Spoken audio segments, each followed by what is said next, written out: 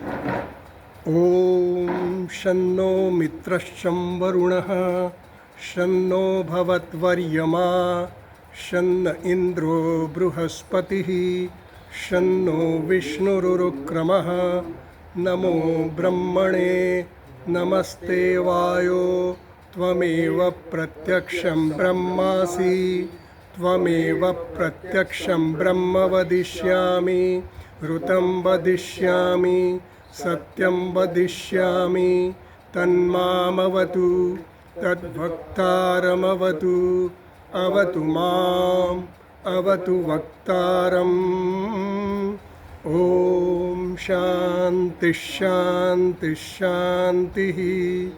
ॐ सहनाववतु सहनौ भुनक्तु सह वीर्यं करवावहै तेजस्विनावधीतमस्तु मा विद्विषावहै। ॐ शान्तिः शान्तिः शान्तिः।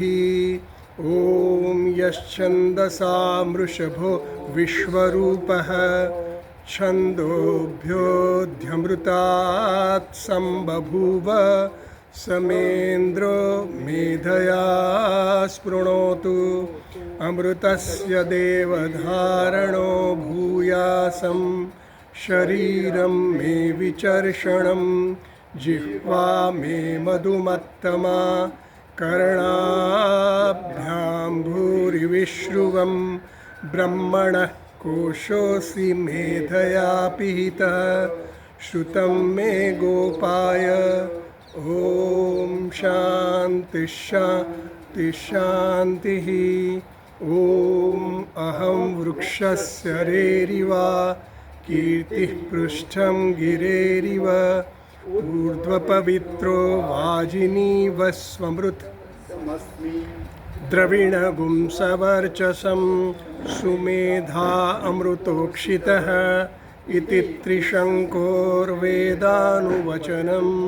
ॐ शान्तिः शान्तिः शान्तिः। ॐ पूर्णमदः पूर्णमिदं पूर्णात् पूर्णमुदच्यते पूर्णस्य पूर्णमादाय पूर्णमेवावशिष्यते। ॐ शान्तिः शान्तिः शान्तिः। ॐ आप्यायन्तु ममाङ्गानि वाक्प्राणश्चक्षुश्रोत्रमथो बलमिन्द्रियाणि च सर्वाणि सर्वं ब्रह्मोपनिषदं माहं ब्रह्म निराकुर्यां मा ब्रह्म निराकरोत् अनिराकरणमस्त्वनिराकरणं मे अस्तु तदात्मनि निरतेय उपनिषत्सु धर्मास्ते मयि सन्तु ते मयि सन्तु। ॐ शान्तिः शान्तिः शान्तिः।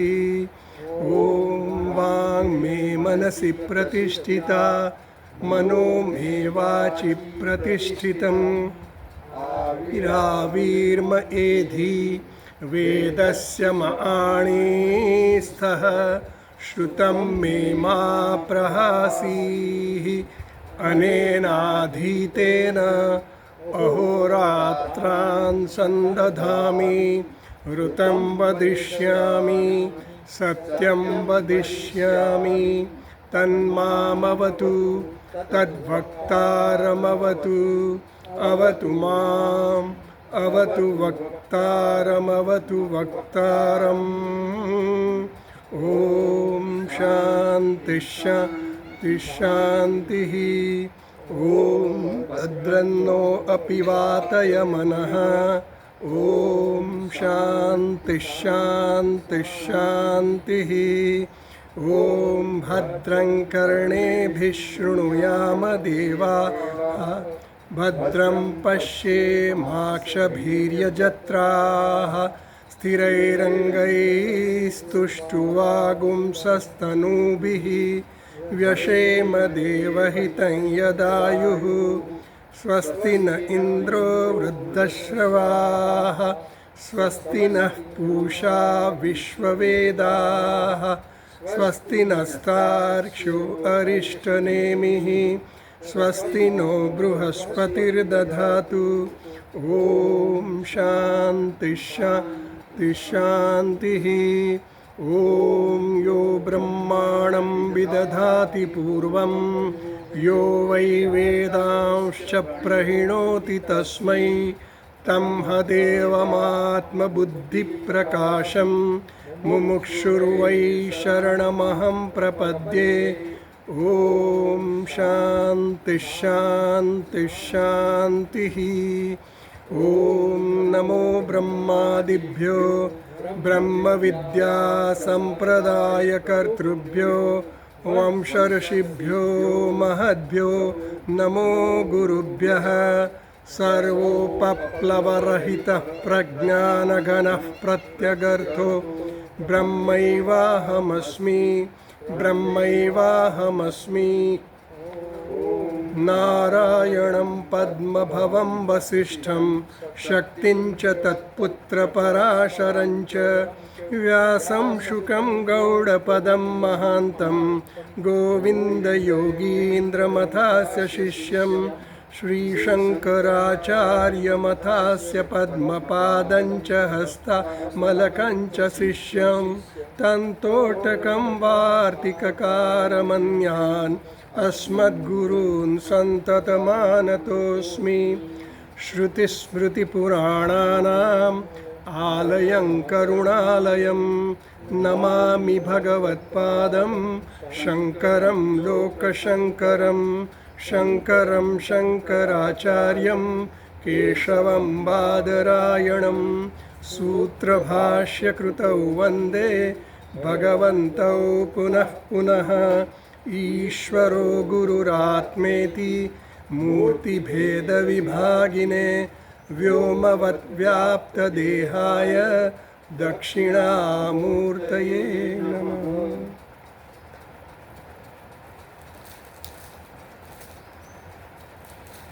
तेन उपनिषदનો આપણે શાંતિ મંત્ર કરીએ। ઓમ આપ્યાયन्तु મમાંગાની વાક્ પ્રાણશ્ચક્ષુશ્રોત્રમથો બલમિન્દ્રિયાણિ ચ સર્વાણિ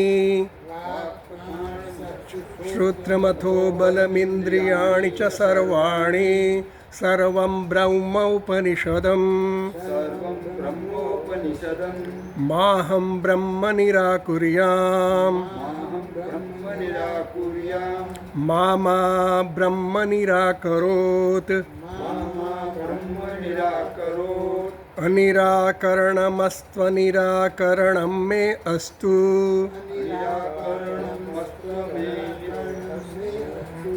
અનિરાકરણમસ્ત્વનિરાકરણં મે અસ્તુ કરણમસ્ત્વનિરાકરણં મે અસ્તુ તદાત્મનિ નિરતેય ઉપનિષત્સુ ધર્માસ્તે મયि સંતુ મનિ નિરતેય ઉપનિષત્સુ ધર્માસ્તે મયि સંતુ તે મયि સંતુ।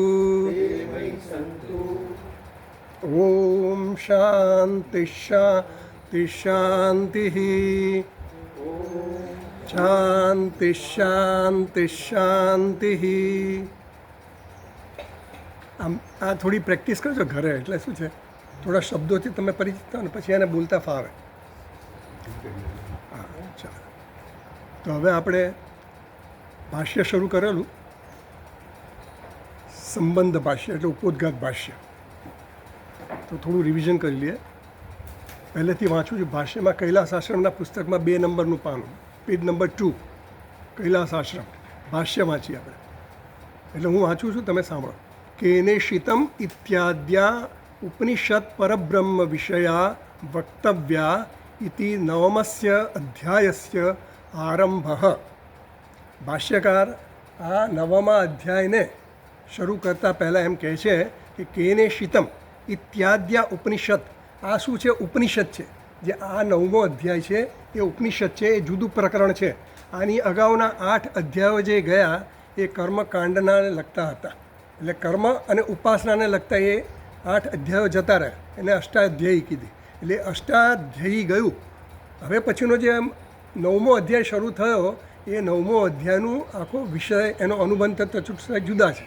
એનો વિષય જુદો છે, એનો અધિકારી જુદો છે, એનું પ્રયોજન જુદું છે, એનો સંબંધ જુદો છે. એટલે અનુબંધ ચતુષ્ટયમાં 4 એના અંગો કીધા. એટલે આગળના જે 8 અધ્યાયો ગયા એનો અનુબંધ ચતુષ્ટય જુદો હતો.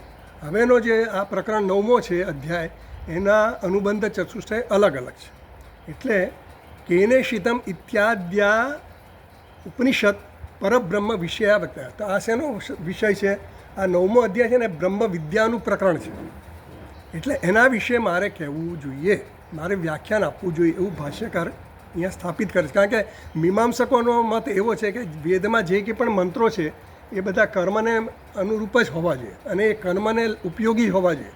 કાં તો કર્મનું અંગ હોય, કાં તો કર્મમાં ઉપયોગી હોય, કાં તો એ કર્મમાં પ્રેરનારા હોય. એ સિવાયના કોઈ પણ મંત્રનો બીજો ઉપયોગ નથી. એટલે કોઈક મંત્રોના અર્થવાદ તરીકે પણ ઉપયોગ હોઈ શકે, અંગ તરીકે પણ હોઈ શકે, અથવા તો એ સીધો પણ વિધાન કરતો હોય કંઈ કર્મમાં આપણને જોડવા માટે. તો ભાષ્યકાર અહીંયા એટલા માટે કહે છે કે આ 9મો અધ્યાય છે એનો વિષય જુદો છે. શું વિષય છે? તો કે બ્રહ્મ વિદ્યા એનો વિષય છે. આ ઉપનિષદ કહેવાય. ઉપનિષદ એટલે બ્રહ્મ વિદ્યા. તો આ ઉપનિષદ કેમ કીધું? કારણ કે એ આત્માનું જ્ઞાન આપે છે, આત્મા અને બ્રહ્મના ઐક્યનું જ્ઞાન આપે છે. એટલે આ અધ્યાય જુદો છે એ હવે એની વ્યાખ્યા કરવાનો અમે પ્રારંભ કરીએ છીએ. તો એના પહેલાં શું કરવાનું છે? એટલે ભાષ્યકાર છે પ્રાગ એતસ્માત કર્માણી અશેષતઃ પરિસમાપિતાની. આ પહેલાંના જે 8 અધ્યાયો ગયા એમાં પૂર્ણ રીતે અશેષતા એટલે કંઈ પણ બાકી રાખ્યા વગર કર્માણી અશેષતઃ પરિસમાપિતાની, કર્મો જે છે કર્મ વિશેનું, કર્મ અને ઉપાસના બંનેનું અમે નિરૂપણ ઓલરેડી તમે લોકોએ કરી નાખ્યું છે. એટલે એ 8 અધ્યાય જે છે કર્મ અને ઉપાસનાને લગતા હતા. સમસ્ત કર્માશ્રય ભૂતસ્ય ચ પ્રાણસ્ય ઉપાસનાની ઉક્તાની. વળી પ્રાણ ઉપાસનાની પણ ત્યાં વાત કરવામાં આવી 8 અધ્યાયમાં. એટલે એ ઉપાસનાની જે વાત કરવામાં આવી એ કર્મ જે છે કોઈ પણ કર્મ થાય એનો આધાર આશ્રય શું છે? પ્રાણ છે. કારણ કે પ્રાણ એટલે કે સૂત્રાત્મા, હિરણ્ય ગર્ભ આપણે જે કહીએ. તો એ હિરણ્ય ગર્ભ છે એનો આશ્રય લઈને બધી ઉપાસનાની વાત ત્યાં કરવામાં આવી. કારણ કે પ્રાણ જે છે એમાં પ્રાણ જે ક્રિયાશક્તિ પ્રદાન કરે છે, ઈચ્છા શક્તિ પ્રદાન કરે છે અને જ્ઞાન શક્તિ પ્રદાન કરે છે. એટલે કર્મ કરવું હોય કે ઉપાસના કરવી હોય તો શક્તિ તો જોઈએ ને આપણામાં. એ સામર્થ્ય કોણ પ્રદાન કરે છે? પ્રાણ કરે છે. એટલે પ્રાણની ઉપાસના દરેક ઉપનિષદમાં લગભગ આવે અને કર્મકાંડમાં એની ઉપાસના બહુ વિસ્તારથી કરવામાં આવી છે. એટલે એમ કહે છે કે સમસ્ત કર્માશ્રય ભૂતસ્ય છે પ્રાણસ્ય ઉપાસનાની ઉક્તાની. આગળના 8 અધ્યાયમાં પ્રાણ ઉપાસનાઓની વિશે પણ કહેવામાં આવી ગયું. કર્માંગ સામ વિષયાણી ચ, અને કર્માંગ કર્મનું અંગ છે એવા સામ વિષયાણી એટલે સામવેદ છે ને, સામવેદના સામગાન જે થતું હોય ને એ ગાનના અવયવો હોય. જેમ સા રે ગ મ પ ધ ની સા, એમ આપણે બોલીએ ને સા રે ગ મ પ ધ ની સા, જે અવયવો છે ને, સા એક અવયવ છે એટલે બધો આલાપ અને જે બધું કરતા હોય ને એ લોકો, એમાં આ જે સામ છે એ પણ એક ગાન છે. ગાન છે એટલે ગીતના રૂપ, એટલે ગવાતું હોય છે.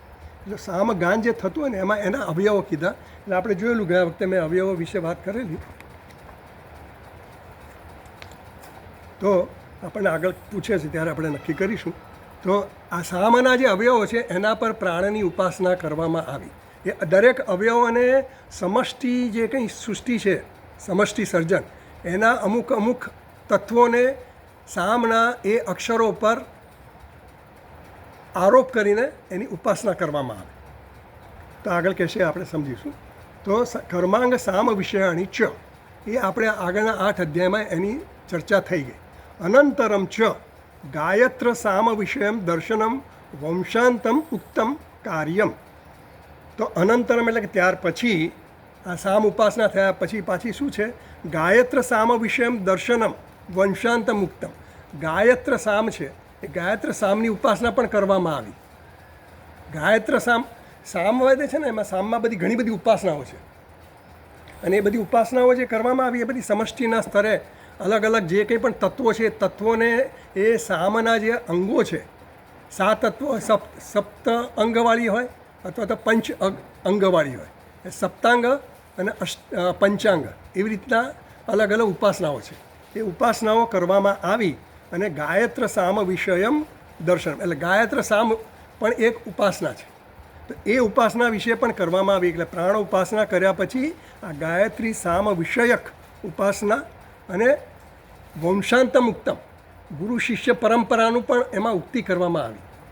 જ્યારે પ્રકરણ પૂરું થાય ત્યારે આ વંશ પરંપરા કહેવામાં આવે. તમને ખ્યાલ હોય તો તમે બૃહદારણ્યક ભણ્યા છો કે ખબર નથી મને, પણ એમાં વંશાવલી આવે છે, વંશાવલી આવે છે. એટલે શું કે આ વંશ, આ આખી પરંપરા આપણે સુધી આવી તો એના આગળના જે આદિ બધા જે કંઈ થઈ ગયા બધા મહાત્માઓ ઋષિમુનિઓ એ બધા કેવા છે.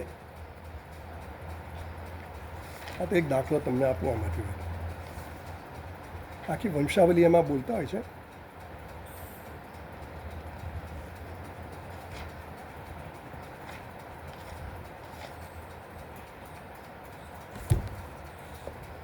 એટલે વંશાવલી કહેવાનો મતલબ એટલો જ છે કે એ વંશાવલી કહેવાથી આપણા મનમાં એક આદર જન્મે, શ્રદ્ધા જન્મે. વંશાવલીમાં આપણને શું રસ હોય, બીજાની વંશાવલીમાં આપણને શું રસ હોય, પણ આપણે જે આ ભણીએ છીએ ને એ ભણવા માટેની આપણને શ્રદ્ધા વધારે થાય, દ્રઢ થાય. અને આ ગમે તેમ કોઈ આડાવળી વ્યક્તિ, આમ સામાન્ય વ્યક્તિએ નથી કીધું એટલા માટે આ વંશાવલી. જો આમાં છે ને બૃહદારણ્યકમાં 5મા અધ્યાયમાં વંશાવલી આપી છે. ઘૃતકૌશિકાત ઘૃતકૌશિક, પારાશર્યાયણાત પારાશર્યાયણ, પારાશર્યાત પારાશર્ય, જાતુકર્ણ્યાત જાતુકર્ણ્ય, આ બધા નામો આપેલા છે. આ તો હું તમને દાખલા તરીકે. એટલે ઘૃતકૌશિક ઋષિ જે હતા એની પાસેથી ઘૃતકૌશિકે બીજા ઘૃતકૌશિકે આ જ્ઞાન મેળવ્યું.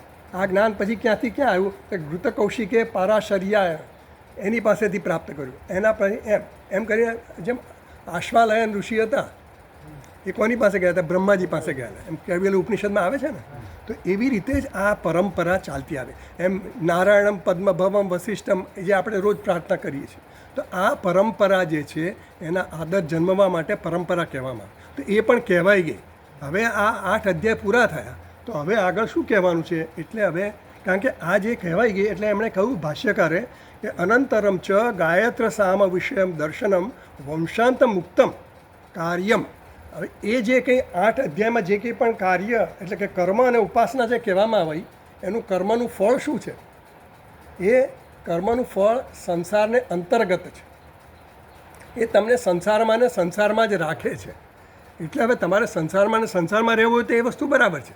8 અધ્યાય સુધીની જે કંઈ કર્મની ઉપાસના કરી તમે કર્યા કરો. પણ તમને જો એવું લાગે કે આનાથી મને સંતોષ નથી, મારે કંઈ આગળ કરવા જેવું છે, અને એ ક્યારે લાગે? આપણે શાસ્ત્રનો કંઈક વિચાર કરીએ ત્યારે, કંઈક સાંભળીએ તો. એટલે ભાષ્યકાર કહે છે કે એ જે કંઈ હતું એ કયા ક્ષેત્રમાં હતું? જગતના ક્ષેત્રમાં હતું, અનાત્માના ક્ષેત્રમાં હતું. તો હવે આગળ કહે છે, તો આગળ વાંચીએ આપણે. જુઓ, પહેલાં આનંદગીરી ટીકામાં જરા જોઈ લઈએ. 4થી લાઈન, 5મી લાઈન. પ્રાગ એ તસ્માદ ઇત્યાદિના જે છે ને પ્રતીક જે છે અને પ્રતીક કહેવાય. 5મી લાઈનમાં પ્રાગ એ તસ્માદ ઇત્યાદિના જે લખ્યું છે ને, બોલ્ડ અક્ષરમાં લખ્યું છે, એ જે છે ને એ પ્રતીક કહેવાય. એ આનંદગીરીએ પ્રતીક આપ્યું. એટલે આ પ્રતીકથી પછી હવે ભાષ્યમાં એ સમજાવશે આગળ. એ આપણે વાંચી લીધું. પ્રાગ એ તસ્માદ ભાષ્યમાં પ્રાગ, બીજી લાઈનમાં પ્રાગ એ તસ્માદ કર્માણી અશેષતઃ પરિસમાપિતાની, એ આપણે વાંચ્યું ને, એનો વિસ્તાર હવે આગળ કરે છે. આનંદગીરી ટીકામાં આપણને સમજાવે છે. તો જુઓ 6ઠ્ઠી લાઈન જુઓ. આનંદગીરી ટીકામાં 6th લાઈન. કર્માંગ સામ પાંચ ભક્તિકમ સાપ્ત ભક્તિકમ ચ તદ વિષયાણી ઉપાસનાની પૃથિવ્યાદિ દૃષ્ટ્યા ઉક્તાની. મળ્યું બધાને ને? તો કર્માંગ સામ, આ સામવેદના મંત્ર જે છે એ કર્માંગ છે, એટલે કર્મના અંગ છે, એને ઉપયોગી છે. કઈ રીતે ઉપયોગી છે એમ કહે છે. કર્માંગ સામ પાંચ ભક્તિકમ અને સાપ્ત. ભક્તિ એટલે ને ભાગ, ભક્તિ એટલે વિભાગ, ભક્તિ એટલે એના ભાગ કરે છે. 5 ભક્તિકમ એટલે 5 અક્ષર, 5 અક્ષરમાં વહેંચાયેલું સામવેદનો જે મંત્ર ગાન કરતા એમાં 5 એના ભાગ થયા. એટલે આપણે મેં તમને કહેલું કે સામવેદના ભાગ કેટલા છે? તો કે હિંકાર, એક હિંકાર છે. જેમ ઓંકાર છે ને, આ બધા એના એકાક્ષરો છે બધા. એટલે હિંકાર, પછી પ્રસ્તાવ, એવો પ્રસ્તાવ છે, આ બધા નામ છે, આપણે ડિટેલમાં નહીં જાય. આ તો બધું ઉપાસનાનો વિષય છે, કર્મકાંડનો વિષય. આ તો તમને સમજાવવા પૂરતું જ છે કે હિંકાર, પ્રસ્તાવ, ત્રીજું ઉદ્ગીત, ચોથું પ્રતિહાર, પાંચમું નિધનમ ઇતિ પંચભક્તય પંચાવયવાહ. આ છાંદોગ્ય ઉપનિષદનો પહેલો અધ્યાય અને બીજો અધ્યાય છે ને, એમાં આ વિસ્તારથી ઉપાસનાની વાત કરવામાં આવી છે, સામ ઉપાસના. અને એ ઉપાસનાની ડિટેલ ત્યાં મળશે આપણને. આપણે અત્યારે એમાં નથી જતા. આ 5 ભક્તિક જે કીધું, એટલે 5 અવયવવાળો જે સામ છે એના આ 5 અવયવો કયા? તો કે એક હિંકાર, બીજો પ્રસ્તાવ, ત્રીજો ઉદ્ગીત, પછી પ્રતિહાર, પછી નિધનમ. કેટલા થયા?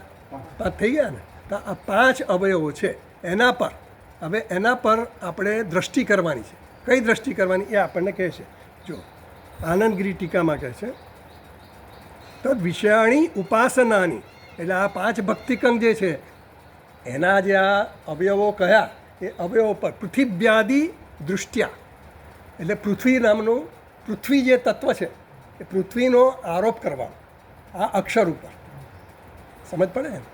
અક્ષર ઉપર સામવેદના જે અક્ષરો છે, 5 અક્ષરો, એ અક્ષર ઉપર પૃથ્વી એ પૃથ્વી છે. આ ઉપાસનાનો વિષય છે ને, એટલે આ પૃથ્વી છે. આ જે હિંકાર છે એ પૃથ્વી છે, પછી પ્રસ્તાવ છે એ અંતરિક્ષ છે. એવી રીતે બધી ઉપાસના આવે છે. એ ઉપાસના તમારે રિફર કરવી હોય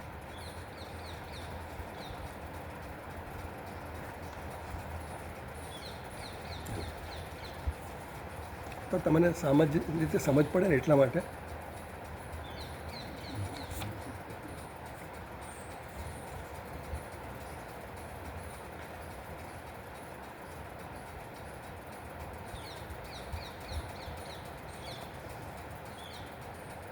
લોકેશુ પંચવિધમ સામોપાસિત એવું મંત્ર છે છાંદોગ્યનો 2:2:1. તમારે લખો એટલે લખી રાખો, તમારે જોઈ શકો, રિફર કરી શકશો. એટલે એમાં એવું કહે છે લોકેશુ પંચવિધમ સામોપાસિત પૃથ્વી હિંકાર, અગ્નિ પ્રસ્તાવ, અંતરિક્ષમ ઉદ્ગીત, આદિત્ય પ્રતિહાર, દ્યૌહો નિધનમ ઇતિ ઉર્ધ્વેશુ. એટલે એમાં કહે છે કે આ લોકમાં 5 પ્રકારની સામની ઉપાસના કરવી જોઈએ. જેણે ઉપાસના કરવી એણે આ રીતે ઉપાસના કરવી. કઈ રીતે? પૃથ્વી જે છે એ હિંકાર છે. હિંકારનો મિનિંગ કંઈ નથી. જો આ બધા આપણે મિનિંગની માની જઈએ, પણ હિંકાર એનો અવયવ છે, સામવેદનો અવયવ છે. એ અવયવ ઉપર પૃથ્વીની આરોપ કરી અને પછી તમે એની ઉપાસના કરો કે પૃથ્વી છે, આ પર્ટિક્યુલર અક્ષર છે એ પૃથ્વી. જેમ આપણે વિગ્રહ ઉપર કરીએ ને કે આ વિગ્રહ છે એ કૃષ્ણ ભગવાન છે, શાલિગ્રામ છે તો એ વિષ્ણુ ભગવાન છે, એમ આ એક આલંબન તરીકે આપણને આપે છે. તો એમ કહે છે કે આ પૃથ્વી છે એ શું છે? હિંકાર છે. અગ્નિ છે એ શું છે? પ્રસ્તાવ છે. અંતરિક્ષ શું છે? ઉદ્ગીત છે. આ બધી સમષ્ટિના બધા તત્વોની વાત છે. તો આ જે અવયવ છે સામના, એ અવયવ પર આ રીતે દરેક તત્વોનો આરોપ કરી અને એની ઉપાસના કરવા. એના ફળ જુદા જુદા છે પાછા, એવું નથી ખાલી અધ્ધર વાતો છે. એના ફળ પછી આગળ હોય છે, એ આપણે નથી કહેતા. પણ એમ કહે છે કે આદિત્ય પ્રતિહાર, દ્યુલોક નિધન, આ બધા જે અવયવો છે એના પર આ રીતે ઉપાસના કરવા માટે આલંબન આપી. આ રીતે ઉપાસના કરો એટલે આ રીતે ઉપાસના કરીને દ્રષ્ટિ કરીને પછી એનું તમને ફળ મળે. એટલે શેનું શું ફળ મળે છે એ પછી આગળ આવે છે, પણ એ આપણે નથી કહેતા. કર્મકાંડ. એટલે આ તો કર્મકાંડનો છાંદોગ્ય ઉપનિષદની વાત કરી. એમ અહીંયા જે એમણે રેફરન્સ આપ્યો ને આપણને કે કર્માંગ સામ, આનંદગીરી ટીકામાં જુઓ, વાંચો. કર્માંગ સામ, 5 ભક્તિકમ અને સાપ્તમ, એવી રીતે 7 ભક્તિકમ. તો આ 5 જે કીધા એ સિવાયના બીજા 7, એટલે બીજા 2, આ હિંકાર, પ્રસ્તાવ, ઉદ્ગીત, પ્રતિહાર, નિધન, આ તો 5 થયા. એ ઉપરાંત બીજા 2 આદિહિ અને ઉપદ્રવ, આ બીજા અંગ છે. સપ્તાંગ કહીએ 7 અંક કરવા માટે આ 7માં 5માં બીજા 2 ઉમેરાય. એ આ કયા થયા? આદિહિ અને ઉપદ્રવ. આ સામવેદના જ અંગ છે. તો આ 7 સપ્તાંગ ઉપાસના જો કરો તો એમાં 7 અંગનો લેવામાં આવે અને દરેક અંગ ઉપર કઈ કઈ તત્વનો આરોપ કરવો અને ઉપાસના કરવી. ઉપાસના કરવા માટે આપણે આરોપ કરવો જ પડે. અને આરોપ કર્યા પછી એ વસ્તુ એ જ છે. કારણ કે 2 પ્રકારની ઉપાસના હોય. અહંગ્રહ ઉપાસના પણ થાય. હું એ પર્ટિક્યુલર છું એવી રીતે ઉપાસના થાય. હું ભગવાન વિષ્ણુ છું, હું દક્ષિણામૂર્તિ ભગવાન છું, હું હનુમાનજી છું, એવી રીતે ઉપાસના થઈ શકે. અભેદ ઉપાસના અને ભેદ ઉપાસના પણ થાય કે આ જે શાલિગ્રામ છે એ વિષ્ણુ છે, એમ આ ભેદ ઉપાસના છે. એટલે હિંકાર, પ્રસ્તાવ, ઉદ્ગીત, પ્રતિહાર, નિધનમ, પછી આદિ અને ઉપદ્રવ, આ 7 અવયવો છે. એના પર પણ આ સમષ્ટિના જે તત્વો છે એનો આરોપ કરીને ઉપાસના કરવાની. એટલે એમ કીધું આ બધા કર્માંગ સામ, આ સામના અંગો છે, એ સામના અંગો ઉપર આવી રીતે ઉપાસના કરવાની. એ પ્રકરણ જ પૂરું થયું.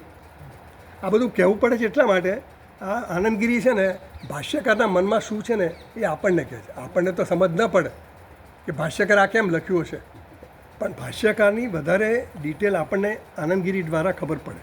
પછી આગળ વાંચું, આનંદગીરી ટીકામાં જ વાંચું.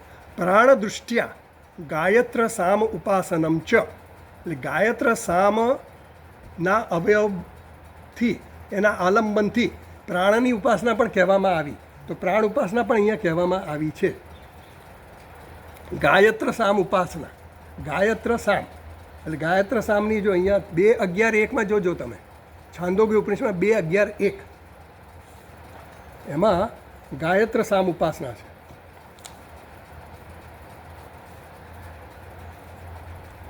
એટલે એ ગાયત્ર સામ ઉપાસના જે છે એમાં 2:11:1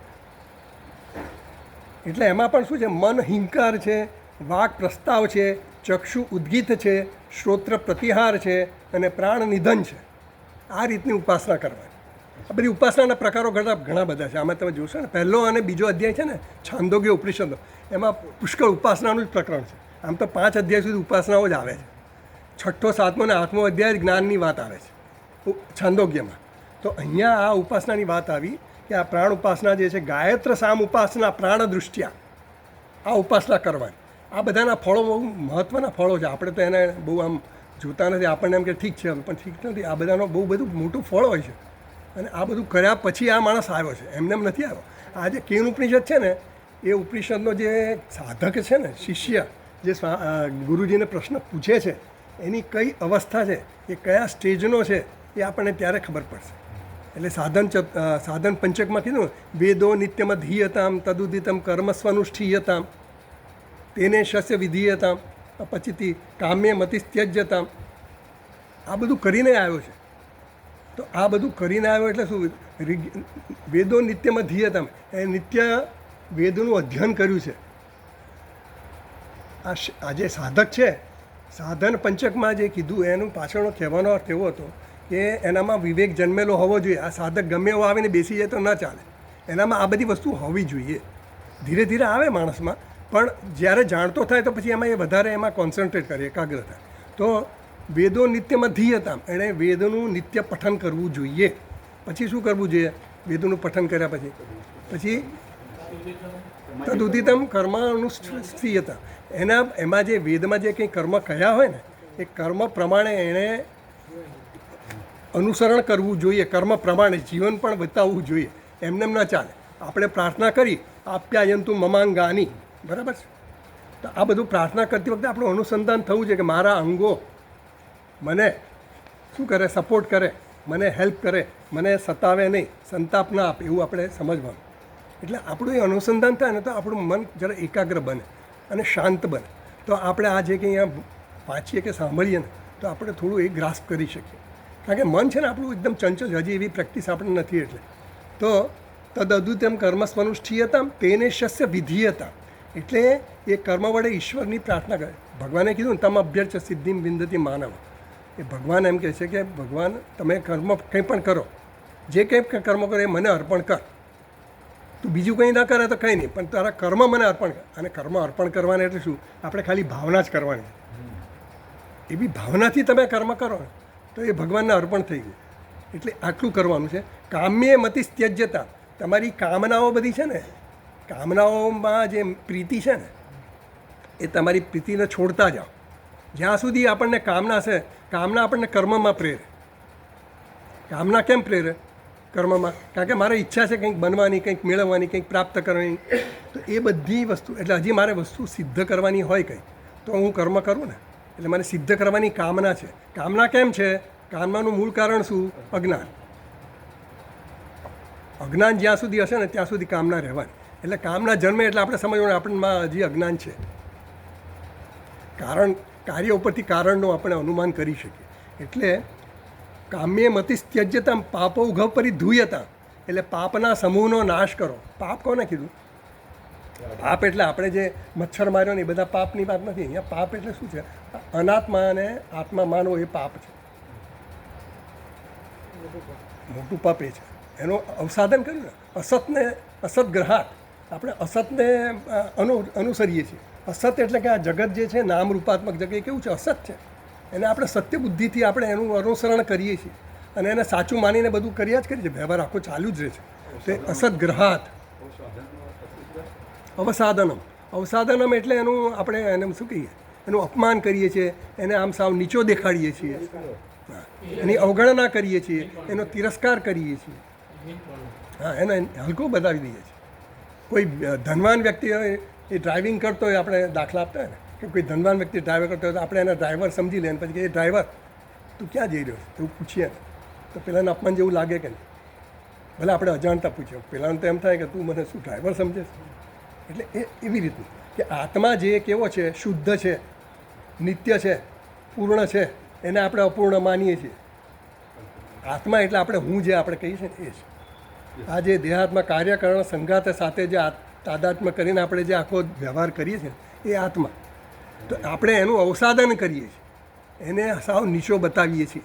એટલે એ અવસાદનમાંથી રોકવાનું. જ્યાં સુધી અસત છે એ અસતને તમે મહત્ત્વ આપો, એને મૂલ્યવાન બનાવો તો તમારે આત્માનું એટલે બ્રહ્મમાં નિરાકરો એમ જે કીધું ને આપણે પ્રાર્થનામાં કીધું ને કે બ્રહ્મ મારું નિરાકરણ ન કરે, હું બ્રહ્મનું નિરાકરણ ન કરું. તો બ્રહ્મનું નિરાકરણ તિરસ્કાર કઈ રીતે થાય છે? આ રીતે થાય છે કે આપણે ત્યાં એને મહત્ત્વ વધારે આપીએ છીએ. અને આજે હું તમારી સાથે વાત કરું, પહેલાંની સાથે ના કરું એટલે તમને મહત્ત્વ વધારે આપે એવું થયું. એની અવગણનાથી એવું થયું ને. ભગવાન પાસે બેસીને પણ આપણે શું કરીએ? વાતો વિચારો કોના કરીએ? બધા દુનિયાના કરીએ. તો ભગવાનનું અપમાન થયું કહેવાય આમ તો. હા, તિરસ્કાર થયો. આપણે આપણા ઘરે કોઈ બોલાવીએ અને બોલાવીને પછી એની સાથે વાતો કરવાને બદલે બીજાની સાથે વાતો કરવા માંડીએ તો એનું અપમાન થાય. એને લાગે ને કે ભાઈ આ મારે અવગણના કરે. એટલે એવી વાત છે. તો ભવ સુખે દોષોનું સંધિયતા, એટલે જે કંઈ પણ ભવમાંથી એટલે કે સંસારમાંથી જે કંઈ સુખ મળે છે એમાં તમે દોષ દર્શન કરો. આ બધું સાધન પંચકમાં કહેવાયું. એટલે આ બધું એના જે 40 સોપાનો છે, 40 પગથિયા બતાવ્યા છે સાધન પંચકમાં. ભગવાન ભાષ્યકાર જ્યારે મરણ પથારી પર હતા ને ત્યારે એમના શિષ્યોએ પૂછ્યું કે ભગવાન તમે સહેલામાં સહેલો ઉપાય અમને બતાવો કે જેથી કરીને અમને જ્ઞાન થાય. ત્યારે ભગવાન ભાષ્યકારે આ સાધન પંચકના આવા 40 સોપાનો કહ્યા કે આટલું ધ્યાન રાખો. બસ આ ધ્યાન રાખશો તો તમને જ્ઞાન થશે. તો આ કેને શીતમવાળો જે શિષ્ય છે ને આ બધું કરીને આવ્યો છે. સમજ પડી?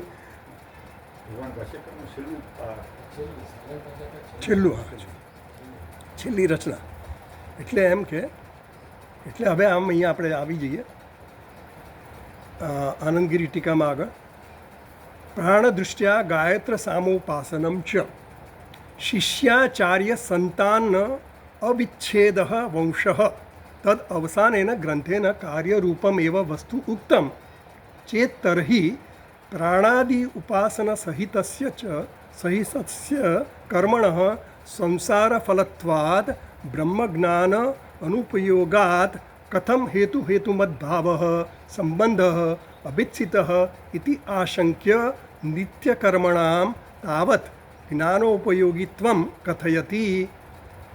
એટલે ભાષ્યકારને પહેલો પ્રશ્ન કરે છે કે તમે શિષ્યાચાર્ય સંતાન અવિચ્છેદ વંશ તદ અવસાન ગ્રંથના કાર્યરૂપમે વસ્તુ ઉક્તમ. આ જે આગળના 8 અધ્યાયમાં કહેવામાં આવ્યું એ બધું સંતાન એટલે કે એનો વિસ્તાર કર્યો, ગુરુ પરંપરાનો વિસ્તાર કર્યો, આચાર્ય પરંપરાનો વિસ્તાર તમે કર્યો, કર્મ અને ઉપાસનાની વાત કરી. તો હવે તમે એટલે ભાષ્યકારે આગળ કહ્યું ને હેતુમત ભાવ કહ્યું. આપણે જે આગળ જોયું હતું પ્રાગેતસ્માત જે છે ને એમાં ચોથી લાઈનમાં જુઓ આનંદગીરી ટીકામાં ચોથી કસ્તરવી 9મો અધ્યાય જે છે એનો 8મા અધ્યાય સાથે શું સંબંધ છે? તો એમાં કીધું કે પેલો જે 8મો અધ્યાય 8મા અષ્ટાધ્યાયી જે છે 8 અધ્યાયો છે એ કારણ છે, હેતુ છે. શેના માટેનું? 9મા અધ્યાય માટેનું. કોઈ પણ સંગતિ બેસાડી પડે ને. તમે 8મા પછી 9મા પર આવ્યા, તમે આ પ્રકરણ પૂરું કર્યું, ઈશાવાસ્ય ઉપનિષદ પૂરું કર્યું, તો હવે તમે આ કેન ઉપનિષદ કેમ શરૂ કર્યું? આપણને એવો એની સંગતિ શું? ભાઈ આત્મજ્ઞાનની સંગતિ આપણા માટે શું છે? આનો અનુબંધ ચતુષ્ટય આ જ છે. એટલે હજી અમારે આમાં વધારે દ્રઢતાથી સમજવું છે. એટલા માટે અમે આના નવું ઉપનિષદ શરૂ કર્યું. આ ઉપનિષદ પૂરું થઈ ગયું. પણ પહેલાંમાં તો કર્મકાંડમાં તો અષ્ટાધ્યાયમાં કર્મકાંડ આવી ગયો, ઉપાસના આવી ગઈ, અને ઉપાસનામાં હવે કંઈ કર્મનું આવ્યું નહીં, અને એ સંસારને અંતર્ગત છે એનું ફળ. તો હવે આગળ શું કરવું? શું સંસારમાં ને સંસારમાં રહેવું? તો કે ના ભાઈ, હજી તારે આગળ વધવું પડે. શાસ્ત્ર કહે છે કે ભાઈ તારે આ જ્ઞાન મેળવવું પડે. જ્યાં સુધી કર્મ છે જીવનમાં, એટલે કર્મ ક્યારે હોય? કામના હોય ત્યારે હોય, અને કામના ક્યારે હોય? અજ્ઞાન હોય ત્યારે. તો જ્યાં સુધી અજ્ઞાન છે ત્યાં સુધી તમે સંસારમાં ને સંસારમાં જ રહેશો. એટલા માટે આપણને કહે છે કે હવે તમારે કર્મ અને ઉપાસનાનું પૂરું થયું. એટલે આ જે 8 અધ્યાય હતા એ હેતુ બને છે. શેના માટેના હેતુ? 9મા અધ્યાય માટેના હેતુ, જ્ઞાન માટેના હેતુ. કઈ રીતે બને છે? જેમ ભગવાને કીધું કર્મયોગ અને જ્ઞાનયોગ. તો કર્મયોગ દ્વારા તમારા અંતઃકરણની શુદ્ધિ એ પૂર્વ ભૂમિકા રૂપે, જ્ઞાનની ભૂમિકા રૂપે આપણને તૈયાર કરે છે. સીધો હું ડૉક્ટરી ભણવા જઈ શકું કે નહીં? કોલેજમાં ન જઈ શકું, કારણ કે એની પહેલાં તારે ભાઈ એકથી શરૂ કરવું પડે. ઘણું બધું વાંચવાનું, ઘણું બધું કરવું પડે. ફર્સ્ટ યર સાયન્સ સુધી જવું પડે, પછી એમાં A B લેવા પડે ગ્રુપ. એમ કરીને પછી સીધો ન બનાવે. ગમે એટલો હોશિયાર હોય તોય ન બની શકે. એટલે એ પરંપરાથી તમને પ્રાપ્ત થાય. એટલે કર્મયોગ કરીને, કર્મયોગ અને ઉપાસના દ્વારા એનું અંતઃકરણ શુદ્ધ થાય. અંતઃકરણ શુદ્ધ થાય, એકાગ્રતા, એની નિશ્ચલતા થોડી આવે મનની, એ મન સ્થિર થાય, થોડું જ્ઞાનમાં એને રસ પડવા માંડે. ત્યાર પછી એ આ ભણવા બેસે તો એને થોડું ઉતરે. એટલે એની જરૂર છે. એટલે એ હેતુ બન્યો. આ 9મા અધ્યાય માટેનો હેતુ બન્યો. એટલે હેતુમત ભાવ જે કહ્યો, એટલે એમ કહે છે કે જો તમે એમ કીધું કે 8મો અધ્યાય જે હતો, 8મા અધ્યાય સુધીની જે કંઈ પણ વાત થઈ એ કર્મની વાત હતી, એ કાર્યની વાત હતી. એના દ્વારા તમને કંઈ કર્મ દ્વારા કંઈ ઉત્પન્ન થાય છે, એટલે કે તમને સંસારની ઉત્પત્તિ થાય છે, તમને ફળ મળે છે. પણ એ ફળ બધા કેવા છે? અનિત્ય ફળ છે, અનિત્ય સુખ છે. તો એ ફળ જે છે, એ ફળ જે બને છે, એ મળે છે, એ કેવા છે? અનિત્ય છે. તો એનાથી તમને સંતોષ મળતો નથી. તો એ આ ઉપાસના અને કર્મની જે 8 અધ્યાયમાં વાત થઈ એનો હવે 9મા અધ્યાય સાથે શું સંબંધ છે? એને શું ઉપયોગી થાય? હેતુમત ભાવ, કારણ અને કાર્યનો સંબંધ બતાવે છે. ભાષ્યકાર કહે છે કે આગળનો જે 8 અધ્યાય તે કારણ હતું, હવેનો જે અધ્યાય શરૂ થાય છે એ કાર્ય છે. કાર્ય કઈ રીતે છે? ઉપયોગી અને ઉપાય. પેલો ઉપાય છે અને આ ઉપયોગી બન્યો. કોણ? કારણ. બરાબર. ઉપાસ્ય વિષય જે હોય, ઉપાસ્ય વિષય આપણો અને ઉપાસક, એ બંને વચ્ચે શું છે? દ્વૈત છે. હવે એ દ્વૈત જ્યાં સુધી છે ત્યાં સુધી હજી આપણામાં ભેદ બુદ્ધિ હોય ને ત્યાં સુધી આપણને ઐક્યનું જ્ઞાન થવા માટે હજી આપણે તૈયાર થયા નથી. તો એ તૈયારી કરવા માટે આ આગળના કાર્ય, કર્મ અને ઉપાસનાની વાત કરી. તો એમ કહે છે કે પ્રાણાદિ ઉપાસનાની સહિત કર્મના સંસાર ફલત્વ. જો આ પ્રાણની ઉપાસના અને કર્મ જો સંસારને અંતર્ગત જ હોય તો આ બ્રહ્મ જ્ઞાનને ઉપયોગી કઈ રીતે છે? તમે આ પ્રકરણની વાત કરો છો, 9મું પ્રકરણ ઉપનિષદ છે, એ બ્રહ્મ જ્ઞાનની છે. તો બ્રહ્મ જ્ઞાનને ને આ કર્મને તો સંબંધ છે નહીં. આપણે આગળ જોઈએ ને ઈશાવાસ્ય ઉપનિષદમાં એ જ ચર્ચા થઈ કે કર્મ અને ઉપાસના કરો એનો સમુચ્ચય જ્ઞાનની સાથે ન થાય. કયા જ્ઞાનની સાથે ન થાય? બ્રહ્મ જ્ઞાનની સાથે. તો કેમ ન થાય? તો કે એ બંને વિરોધ છે. બ્રહ્મ જ્ઞાનમાં અકર્તાપણું જોઈએ અને પેલામાં તો કરતાપણું જોઈએ કર્મમાં. તો એ બંને વિરોધ છે, એટલે એનો સમુચ્ચય ન થાય. અને પેલું તો સંસારને અંતર્ગત છે, આ તો સંસારમાંથી મુક્તિનું કારણ છે. એટલે તો આ હેતુમત ભાવ કઈ રીતે બને છે? એના માટે કહે છે સંસાર ફળ બ્રહ્મ જ્ઞાન અનુપયોગી. તો આ તો બ્રહ્મ જ્ઞાનને ઉપયોગી નથી. કર્મકાંડ તો વિરોધ છે, તો ઉપયોગી કેવી રીતે થઈ શકે? પ્રશ્ન થાય ને, આપણે વિચાર કરીએ કે આ તમે આગળના તો અધ્યાય છોડી જ દો ને. ઈશાવાસ્ય ઉપનિષદના સંબંધ ભાષામાં એવું જ કીધું કે જો તમે આમ કે તો ઈશાવાસ્ય વિદમ સર્વમ જ કરવાનું અને આ જ્ઞાનનો જ વિષય હોય તો પછી તમારે આ કર્મકાંડ, તમે 80% જે કર્મકાંડનો વિભાગ છે તો નકામો થઈ ગયો. તો શું તમે વેદનું એકદમ નિરાકરણ કરી નાખ્યું? એને તો ફેલ કરી નાખ્યું. તો એવું ખરું? તો કે એવું નથી. આનો પણ ઉપયોગી છે, એનો પણ અધિકારી જુદો છે. એમ ત્યાં સાબિત કર્યું. એમ અહીંયા કહે છે કે આનો ઉપયોગ શું છે, તો ઉપયોગ કથમ હેતુમત ભાવ સંબંધ અભિચિતમ. તો તમે આનો સંબંધ હેતુ અને હેતુમત કેવી રીતે એનો સંબંધ, એટલે સાધન અને સાધ્ય તરીકેનો એનો સંબંધ કેવી રીતે બનાવો છો. કોઈ પણ સાધ્ય વસ્તુ હોય તો એના માટે સાધન કરવું પડે ને. જો જ્ઞાન સાધ્ય છે તેનું સાધન હેતુ અને હેતુમત, સાધન અને સાધ્ય. હેતુ એટલે સાધન અને હેતુમત એટલે સાધ્ય. તો સાધન સાધ્યનો સંબંધ તમે કેવી રીતે કહો છો. કર્મ અને ઉપાસના સાધન છે શેના માટેનું, જ્ઞાન માટેનું, એવું ભાષ્યકારે કહ્યું. તો એ કેવી રીતે છે, તમે તો કહો છો એ તો વિરોધી છે. એટલે એ સ્થાપિત કરવા માટે કે સંબંધ, તો એનો સંબંધ 8 અધ્યાયનો 9મા અધ્યાય સાથેનો સંબંધ હેતુમત છે. એ કેવી રીતે છે એ શંકા કરીને નિત્ય કર્મણામ તાવત જ્ઞાન ઉપયોગિત્વમ કથયતી. તો કહે છે કે ભાઈ એનો ઉપયોગ છે. કઈ રીતે ઉપયોગ છે, તો કે નિત્ય કર્મ દ્વારા, ભલે એમાં કર્મ જે કહ્યા છે એ કર્મ કઈ રીતે કરવા એની હવે આગળ વાત કરશે ભાષ્યકાર. એટલે આપણને સમજાવશે કે આ કારણ કાર્યનો સંબંધ કઈ રીતનો છે અને કોની સાથે છે, કયા કર્મનો કઈ રીતે છે. એટલે હવે આપણે આગળ ભાષ્યમાં વાંચીએ. સર્વમ સમજાય છે ને બધાને? હા, તો આગળ વાંચીએ ભાષ્ય. સર્વમ એતત યથોક્તમ કર્મ ચ જ્ઞાનમ ચ સમ્યક અનુષ્ઠિતમ નિષ્કામસ્ય મુમુક્ષોઃ સત્વશુદ્ધ્યર્થમ ભવતી. ભાષ્યકાર કહે છે સર્વમ એતદ યથોક્તમ કર્મ ચ જ્ઞાનમ ચ. અહીંયા જ્ઞાનમ એટલે ઉપાસના લેવાની. એટલે સર્વમ એતદ યથોક્તમ ચ, આ જે આગળ જે 8 અધ્યાયમાં કહેવામાં આવ્યું એ કર્મ અને જ્ઞાન એટલે કે ઉપાસના સમ્યક અનુષ્ઠિમ, એ સારી રીતે સંપૂર્ણ રીતે એનું અનુષ્ઠાન કરનાર જે છે એ વ્યક્તિ નિષ્કામસ્ય મુક્ત. એવો વ્યક્તિ છે નિષ્કામતાથી કર્મ કરે છે, નિષ્કામતાથી ઉપાસના કરે છે. એ કેવો છે, મુમુક્ષુ છે પાછો. એને મુક્તિની ઈચ્છા છે, એને મુક્ત થવાની ઈચ્છા છે, એને બંધન લાગે છે. આપણને બંધન લાગતું નથી, આપણને તો આપણે ફ્રી છીએ એવું જ લાગે છે. પણ આને તો મુક્ત થવું છે અને હું બંધનમાં છું એવું લાગે છે. એટલે એની તીવ્ર ઈચ્છા છે. એટલે અને પાછો કેવો છે, નિષ્કામ છે. એને કોઈ દુનિયાવી વસ્તુની જરૂરિયાત નથી, કોઈ કામના નથી.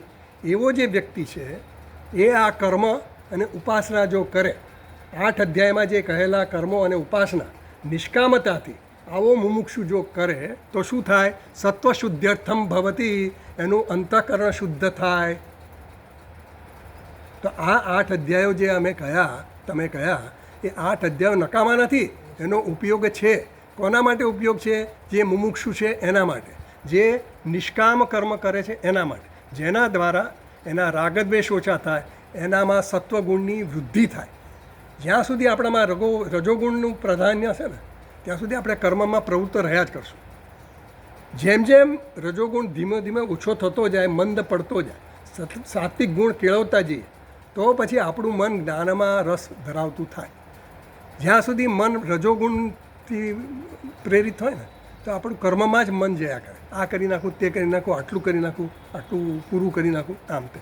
તો સત્વશુદ્ધ્યર્થમ એટલે અંતઃકરણની શુદ્ધિ ત્યારે જ થાય જ્યારે આપણે નિષ્કામતાથી કર્મ કરતા છીએ. નિષ્કામતા એટલે મારી કોઈ ઈચ્છા નથી છતાંય હું કર્મ કેમ કરું છું, મારે અમુક નિત્ય કર્મ કરવા જોઈએ, નહીં તો હું આડુંઅવળું બીજું કંઈક કરું. એટલે આડાવાળા કામ કરતો અટકવું એના માટે આપણને વેદે આવા કર્મો સોંપ્યા, કર્તવ્ય કર્મ કીધા. વર્ણાશ્રમ પ્રમાણે તમે આ વર્ણના છો, આ આશ્રમ છો તો આ કર્મ કરો, બ્રહ્મચારી છો તો ફલાણું કરો, ગૃહસ્થ છો તો આ કરો, વાનપ્રસ્થ છો તો અમુક કરો. એમ દરેક આશ્રમ પ્રમાણે અને વર્ણ પ્રમાણે કર્મનો વહેંચણી કરી અને એ પ્રમાણે તમે કર્મ કરો, જેથી કરીને તમારું મન ધીમે ધીમે સાત્વિક બનતું જાય. જેવું સાત્વિક બનશે તો તમને આ વસ્તુ સમજમાં પણ આવશે, અને સમજમાં આવશે એમ તમને રસ પણ પડતો જશે, અને પછી તમને આ જ્ઞાનમાં વધારે દ્રઢતા આવશે. એટલે એના માટે આ બધું કહે છે. તો આગળ વાંચીએ, ચાલો આગળ ટીકામાં જ વાંચીએ. આનંદગીરી ટીકામાં કહે છે, છેલ્લી લીટી, બીજા નંબરના પાનમાં આનંદગીરી છેલ્લી લીટી. કામ્યાનામ પ્રતિષિદ્ધાનામ ચ ફલમ તદ્દોષ દર્શનેન વૈરાગ્યાર્થમ કથયતિ. કામ્યાનામ એટલે કામ્ય કર્મ જે છે અને પ્રતિષિદ્ધ કર્મ એટલે નિષેધાત્મક કર્મ જે કંઈ છે એવું છે ને. વેદમાં નિષેધાત્મક કર્મ પણ કીધા શું કરવું અને શું ન કરવું બંને કીધું હોય. કલંજમ ન ભક્ષયે એટલે કલંજન ન ખાવું જોઈએ, માંસ ન ખાવું જોઈએ એવું ત્યાં કીધું. સત્ય બોલવું જોઈએ, અસત્યમ ન બ્રુયા, હિંસા ન કુર્યા, હિંસા કોઈની કરવી નહીં. આવા બધા જે કંઈ નહીં કરવું એ નિષેધાત્મક બધા વિધાનો છે. તો એ વિધાનોનું પણ અનુસરણ કરવું પડે. હવે ધારો કે તમે કંઈ પણ કરતા નથી, હું તો શાંતિથી બેઠો, હું કંઈ કરતા, ખોટા વિચારો કરીએ આપણે. કંઈક સામે આવે તો એના વિશે ખોટા વિચારો આવી જાય. આપણું મન જ જ્યાં સુધી તૈયાર નથી આને માટે. તમે ધારો કે કંઈ કરતા જ નથી, એના માટે શ્રુતિએ આપણને, વેદે આપણને અમુક કર્મ કરવાના કીધા. ભાઈ તને આ ફળ જોઈએ છે ને તો તું આ કર. કારણ કે માણસનું મન છે ને એવું છે કે ચંચળ છે ને, એ શાંતિથી બેસી શકતું નથી. એટલા માટે એને કંઈક કામ તો જોઈએ છે. અને કામ આપવા માટે વેદે કીધું કે તું ખોટું તો કરવાનો છે. માણસના મન એવું છે, લોભી મન છે. એટલે લોભને કારણે કંઈક ને કંઈક ખોટું તો કરવાનો, મૂલ્યોનો ભોગ આપવાનો છે. એના માટે પછી વેદમાં વિધાન કરવામાં આવે, તારે ફલાણું ફળ જોઈએ છે ને આ રીતે કર. શિકાર કરવાની, પહેલાં તો ક્ષત્રિયો બધા શિકાર કરતા, તો શિકાર કરવા માટે એ લોકોને પછી આ હવન કરીને પછી તમે બલિ ચડાવો, શિકાર કરીને લઈ આવો, પછી એનું બલિ ચડાવો, આવું બધું જે થતું હતું ને એની પાછળ વેદનું શું હતું કે રેગ્યુલેટ કરતા હતા, એ કંટ્રોલ કરવા માટે. કે તમે આડેધડ હિંસા કરો ને એ બદલે હિંસા કરવી તો તમે આ ખાઓ, માંસ ખાવું છે ને તો ફલાણું કરીને હા માંસ ખાઓ. તે વખતે એવી બધી પ્રથા હતી. હવે આ બધી વસ્તુ તો બેન થઈ ગઈ, પણ આવી વસ્તુઓ હતી. તો વેદનું કામ શું છે કે મનુષ્યનો ઉદ્ધાર કરવો. શ્રુતિ માતા છે, એટલે મનુષ્યનો કેમ ઉદ્ધાર થાય, એટલે એ આપણને શું છે કે થોડો આપણને સંયમિત જીવન જીવવાનું શીખવાડે છે. કે તમારા જીવનમાં વિષયો પ્રત્યેનો તમારો જે લોભ છે, આકર્ષણ છે, એ ધીમે ધીમે ઓછું થાય અને તમારા વિશેનું જે અજ્ઞાન છે એ દૂર થાય, જેથી કરી તમારી ઓળખાણ સારી થાય. તમારી સાચી ઓળખાણ શું છે? અત્યારે હું જે કહું છું એ કોને ઓળખું છું, હું એટલે શું સમજું છું, અને સાચી ઓળખાણ કઈ છે એ સમજાવે આપણે. જગતનું શું ઓળખાણ છે, જગત કેવું છે, એનું સ્વરૂપ શું છે, ઈશ્વરનું સ્વરૂપ શું છે, એ બધું સમજાવવા દ્વારા આપણને ખબર પડે કે મારે શું કરવું. જ્યાં સુધી આપણને ખબર નહીં ત્યાં સુધી આપણે આડેધડ બધું કરીએ છીએ. એટલે આગળ કહેશે આપણને કે સ્વાભાવિક પ્રવૃત્તિ આપણી જે છે ને એ બધી કેવી છે, અજ્ઞાનને લગતી જ છે બધી, અજ્ઞાનને અંતર્ગત છે, આવેગાત્મક છે બધી. એટલે મનમાં જે વિષય ચિંતા આવે, જે તુક્કો લાગે એ કરો, ચાલો પહોંચી જાઓ ત્યાં. પણ વિચારપૂર્વકનું જીવન નથી થતું. એટલે કહે છે કે કામ્યાનામ પ્રતિષિદ્ધાનામ ચ ફલમ તદ દોષ દર્શન. એટલે હવે એ આ જે કામ્ય કર્મો છે અને પ્રતિષિદ્ધ કર્મો છે એનામાં શું દોષ રહેલા છે એ દોષ હવે બતાવશે આપણને. ભાષ્યકારે બતાવવું પડે ને, ભાઈ કામ્ય કર્મ નહીં કરવાના, નિષ્કામ કર્મ કરવાના. આજે કીધું ને નિષ્કામસ્ય મુમુક્ષો, એને માટે અંતઃકરણ શુદ્ધિ છે. પણ જે કામ્ય કર્મ કરે છે, જે પોતાને નિષિદ્ધ કર્મ કરે, જે ન કરવા જેવા કર્મ કરે છે, તો એનું પણ ફળ બતાવે છે કે એનું પણ શું નુકસાન તને થાય છે એ ખબર પડે તો આપણે. કારણ કે મૂલ્યોનો ભંગ કરીને આપણને કંઈક નુકસાન થવાનું તો આપણે અટકીએ. મૂલ્યોનો આપણને દેખીતો ફાયદો દેખાતો એટલે મૂલ્યોનો ભંગ કરી નાખીએ. પણ લાંબા સમયે આપણે વિચાર કરીએ ત્યારે ખબર પડે કે આવું અપ્રામાણિકતાથી કરીએ, કોઈને છેતરીએ, કંઈક ખોટું બોલીને આપણે કામ પતાવી દઈએ, એવું બધું કંઈ પણ કરીએ તો એનું નુકસાન શું છે? આ બધા આધ્યાત્મિક નુકસાનો છે. જે નુકસાન છે ને ભૌતિક નુકસાન, ભૌતિક તો લાભ દેખાય, પણ આધ્યાત્મિક નુકસાન થાય છે એ ખબર પડે આપણને તો આપણે અટકીએ. એટલે એ બતાવે છે. એટલે એમ કહે છે કામ્યાનામ પ્રતિષેધાનામ છે ફલમ તદ દોષ દર્શન વૈરાગ્ય.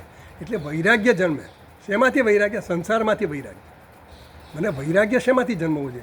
વૈરાગ્ય એટલે આપણે ઘર છોડીને જવાની વાત નથી કરતા. હજી તૂર્ણમ ગમ્યતામ એ નથી કહેતા. હજી કે કામ્ય મતિસ્ત્યજ્યતામ અને ઘરનો ત્યાગ કરો તરત જ. હજી ઘરનો ત્યાગ એટલે ત્યાં પણ ઘરનો ત્યાગ એટલે આસક્તિનો ત્યાગ કરવાનો છે. જ્યાં જ્યાં પણ આસક્તિ છે આપણી, ક્યાં છે? સંસારમાં આસક્તિ છે આપણી, પુત્રમાં છે, સંપત્તિમાં, દુનિયાની બધી વસ્તુઓમાં આસક્તિ જ છે આપણી. અને એ આસક્તિ જ આપણું બંધન છે અને એ જ આપણને પકડી રાખે છે. એમાંથી આપણે એને છૂટવાનું છે. એટલે એનો હવે વૈરાગ્ય દેખાડવામાં, વૈરાગ્ય જન્મવા માટે આપણને એ દર્શન બતાવે છે. એટલે ભાષ્યમાં કહે છે સકામસ્યથી શરૂ કરીએ. ચાલો. સકામસ્ય તું જ્ઞાનરહિતસ્ય કેવલાની શ્રૌતાની સ્માર્તાની ચ કર્માણી દક્ષિણ માર્ગ પ્રતિપત્તયે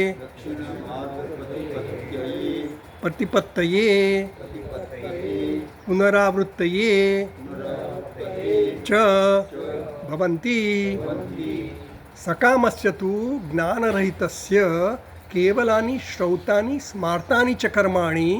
જે વ્યક્તિ સકામ છે, સકામ એટલે એનામાં કંઈક ને કંઈક પ્રાપ્ત કરવાની દુનિયાવી વસ્તુઓની ઈચ્છા છે, એને કામનાઓ છે બધી. એ બધી કામનાઓવાળો જે છે, અને જ્ઞાનરહિતસ્ય, જ્ઞાન એટલે અહીંયા ઉપાસના કીધી, એટલે ઉપાસના જેના જીવનમાં કોઈ ઉપાસના કે ઈશ્વરનો જપ તપ કંઈ છે જ નહીં, માત્ર કર્મમાં જે રચાપચો રહે છે. અને કેવા કર્મ કરે છે? સકામ હશે, એની પોતાની સ્વાર્થ પ્રેરિત પ્રવૃત્તિ જ છે એની, જગત માટે નથી, નિસ્વાર્થ પ્રવૃત્તિ નથી. સકામસ્ય અને જ્ઞાનરહિતસ્ય કેવલાની શ્રૌતાની, શ્રૌતાની અને સ્માર્તાની. શ્રૌત કર્મ અને સ્માર્ત. શ્રૌત એટલે શ્રુતિમાં કહેલા કર્મ, અને સ્માર્ત એટલે સ્મૃતિમાં કહેલા કર્મ. સ્મૃતિમાં કહેલા, સ્મૃતિ એટલે ધર્મગ્રંથોમાં જે કીધા ને એને સ્મૃતિ કહેવાય. શ્રૌત કર્મ, શ્રુતિમાં જે કહેવાય શ્રૌત કર્મ કહેવાય. અને સ્માર્તાની, સ્માર્તાની એટલે સ્મૃતિમાં કહેલા. સ્મૃતિ અને આપણે જે કર્મ કરીએ છીએ ને બધા નિત્ય નૈમિત્તિક કર્મ બધા સ્માર્ત કર્મ કહેવાય મોટા ભાગે. અગ્નિહોત્રાદિ કર્મ કરીએ, ઉપનયન સંસ્કાર કરીએ, પછી વિવાહ લગ્નના બધા સંસ્કાર કરીએ, આ બધા જે છે ને એ બધા ધર્મ ગ્રંથમાં આપેલા છે. એટલે એ બધા જે છે ને એ બધા સ્માર્ત કર્મો છે. જ્યારે નિત્ય નૈમિત્તિક કર્મ એટલે આપણે જે ઉપાસના કરીએ, જપ કરીએ, તપ કરીએ, જે બધું આપણે કરીએ એના જે કંઈ આપણને કરવાના કીધા અગ્નિહોત્ર વગેરે, એ બધા કર્મો છે ને એ શ્રૌત કર્મ. એટલે શ્રુતિને અનુસરીને આપણે જે કર્મ કરીએ, જે કર્તવ્ય કર્મ, વર્ણાશ્રમ ધર્મ પ્રમાણેના કીધા, નિત્ય નૈમિત્તિક કર્મ, એ બધા શ્રૌત કર્મ. તો શ્રૌત કર્મ અને સ્માર્ત કર્મ જે કરો છો, જે વ્યક્તિ આ કરે છે ખાલી કર્મ જ કરે છે. કેવા કર્મ કરે છે? શ્રુતિમાં કહેલા અને સ્મૃતિમાં કહેલા કર્મ કરે. તો એ કર્મ દ્વારા એને જે ફળ મળે છે એ કેવું ફળ મળે છે? એની ગતિ ક્યાં થાય છે? એના ફળરૂપે એની દક્ષિણાયન માર્ગે ગતિ થાય છે. દક્ષિણાયન માર્ગ થાય છે એટલે શું છે? પ્રતિપત્તે પુનરાવૃત્તયે ચ ભવંતી, એનું પુનરાવર્તન થાય છે. ક્યાં પુનરાવર્તન થાય છે? પુનરાવર્તન થાય છે ક્યાં થાય છે? આ જગતમાં આવે છે પાછું. મનુષ્ય યોનિમાં જે આવે છે એવું નહીં. પાછું પુનરાવર્તન એટલે આપણે આ ઘરમાં જ પાછા આવી જઈએ એવું નથી, આ યોનિમાં જ આવી જઈએ છીએ એવું નથી. આપણા કર્મ પ્રમાણે અને આપણે જે કંઈ પણ ઉપાસનાઓ કરી હોય એ પ્રમાણે આપણને એનો નવી યોનિ પ્રાપ્ત થાય.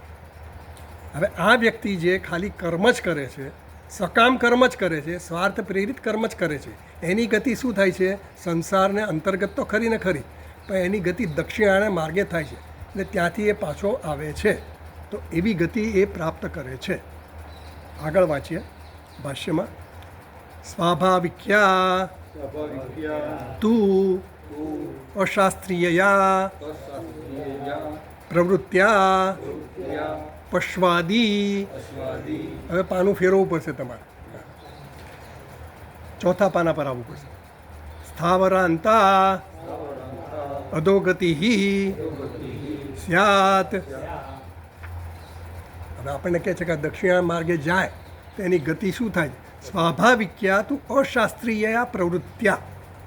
જે સ્વભાવને અનુસરીને, સ્વભાવ એટલે આપણો સ્વભાવ કેવો છે? રાગદ્વેષવાળો સ્વભાવ છે. મને ગમે એ કરું, ન ગમે એ ન કરું, મારી ઈચ્છા પ્રમાણે કરું. સ્વચ્છંદી આપણે વર્તન કરતા હોઈએ.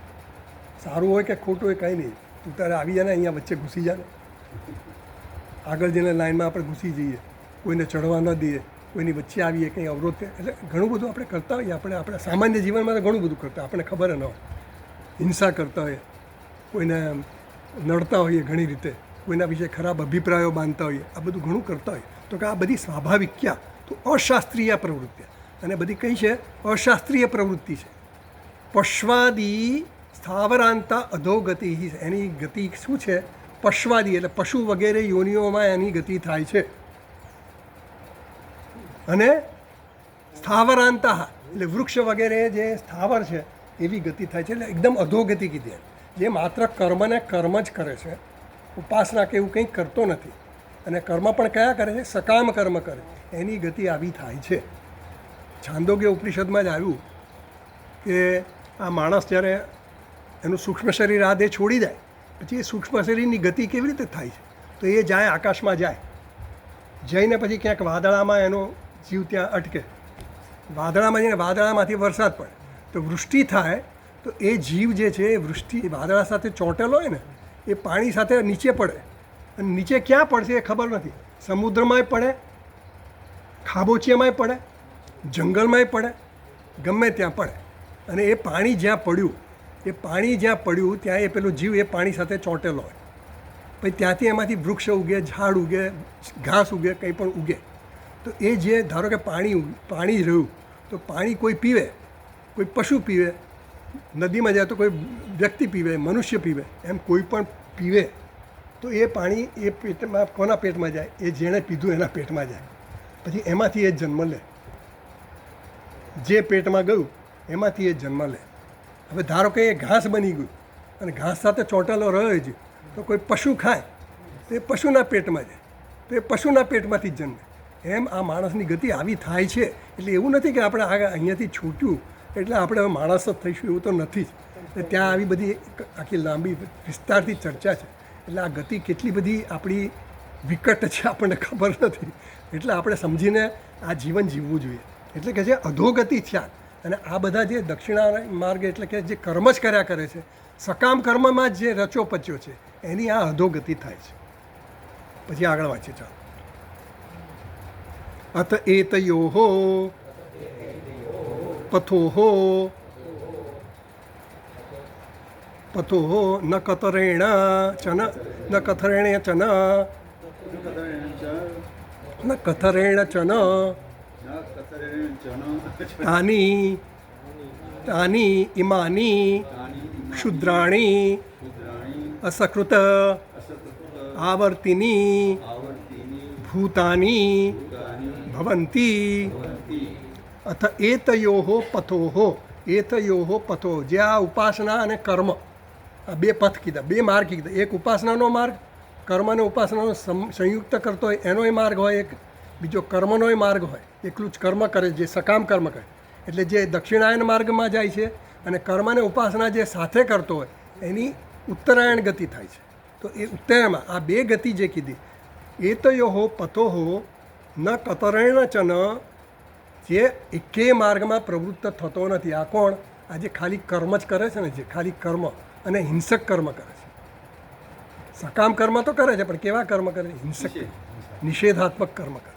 તો તાની ઈમાની ક્ષુદ્રાણી અસકૃત આવર્તિની. શુદ્ર એટલે કે આમ હલકા, આમ નીચ, અધોયોનીમાં એ જાય છે બિચારો. અને આવર્તિની અસકૃત આવર્તિની. અસકૃત એટલે વારંવાર આવ્યા કરે છે, સકૃત એટલે એકવાર, અસકૃત એટલે વારંવાર એનું આવર્તન થાય છે. આવવું જવું, આના જાના હજી હા. અને અધોયોનીમાં એટલે કહે છે ભૂતાની ભવંતી, કેવા અસકૃત આવર્તિની.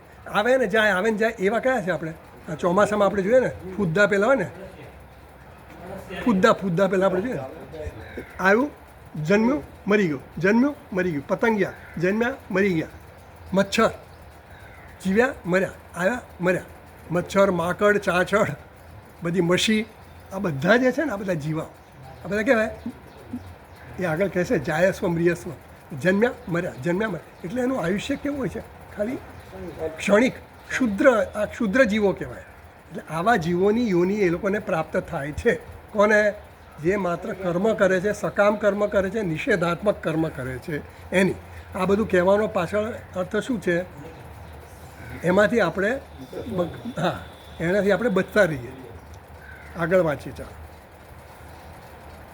હવે આ જો આનંદગીરી ટીકામાં વાંચું છું, ચોથા પાના પર આનંદગીરી ટીકાની પહેલી લાઈન.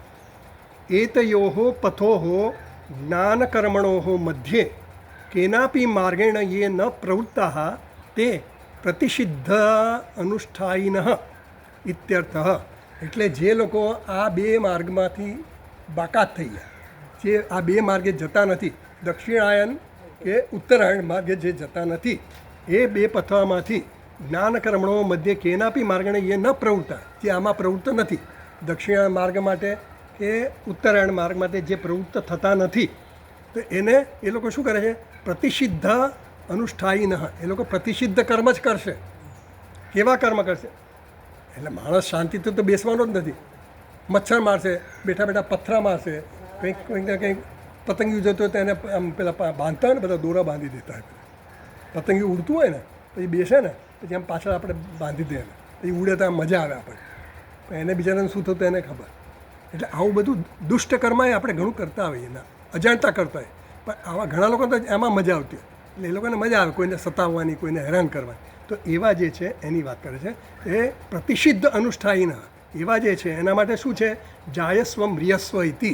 એટલે ભાષ્યમાં કહે છે, બીજી લાઈન ભાષ્યમાં ચોથા નંબરના પાના, જાયસ્વ મ્રિયસ્વ ઇતિ તત તૃતીયમ સ્થાનમ ઇતિ શ્રુતે. તો જાયસ્વ મ્રિયસ્વ, જન્મ્યો મર્યો, જન્મ્યો મર્યો, જન્મ્યો મર્યો, બસ. ઇતિ એત તૃતીય સ્થાનમ, એનું આ તૃતીય સ્થાન છે. કયું સ્થાન છે? તૃતીય સ્થાન. જન્મ્યો મર્યો, જન્મ્યો મર્યો. નથી ઉત્તરાયણ માર્ગે જતો એ કે દક્ષિણાયણ માર્ગે, આપણામાંથી કોઈને એને થવાનું નથી. પણ આ જે આપણને બતાવ્યું એટલા માટે કે આ બધી વસ્તુઓથી આપણે ધારો કે અજાણતા થતું હોય તો આપણે સાવધાન રહીએ આપણે. અને આપણે દક્ષિણાયણ માર્ગ નથી જોયો, આપણે ઉત્તરાયણ માર્ગે જ ગતિ કરીએ. એટલે પહેલાં કીધું હિરણ્ય ગર્ભ હિરણ્ય માર્ગેણ હિરણમયેન પાત્રેણ, એ જે કીધું ને પહેલાં આપણે પ્રાર્થના કરીએ ને ઈશાવાસ્ય ઉપનિષદમાં છેલ્લે 4 પ્રાર્થનાઓ કરી, સરસ પ્રાર્થના કરી. કેમ? કારણ કે ભગવાન, મેં આખી જિંદગી મેં તમારું ધ્યાન કર્યું છે, તમારા માટે કર્મ કર્યા, તો આવા સકામ કર્મ નથી કરવાના. નિષ્કામ કર્મ દ્વારા આપણી ગતિ ઉર્ધ્વ ગતિ થાય, ઉત્તરાયણ માર્ગે ગતિ થાય, એના માટે. જેથી કરીને આ દક્ષિણા માર્ગ માટે પણ આપણને અભાવ જન્મી જાય.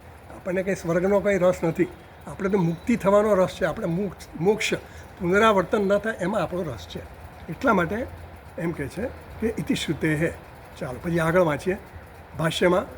પ્રજા તિસ્ર અત્યાયમ ઈયુહુ ઇતિ ચ મંત્રવર્ણાત.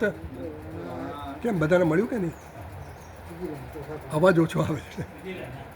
ત્રીજી લાઈન આવી, મંત્રવર્ણાત. હવે આ ઐતરીય આરણ્યકમાં આવો મંત્ર છે.